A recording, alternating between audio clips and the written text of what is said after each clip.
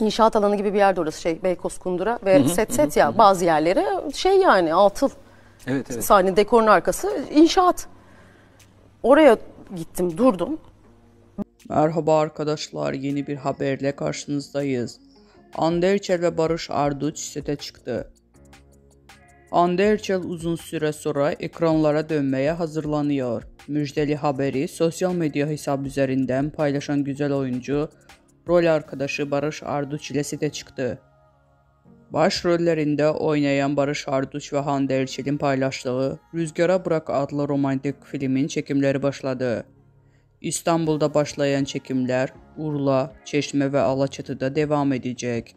Barış Arduç ve Hande Erçel başrollerini paylaştıkları Rüzgara Bırak filmin çekimlerinin ilk görüntüleri yayınlandı. Oyuncuların birlikte pozları "Biz sete çıktık, ilk ve en tatlı kareleri sizlerle paylaşmak istedik" notunu bıraktı.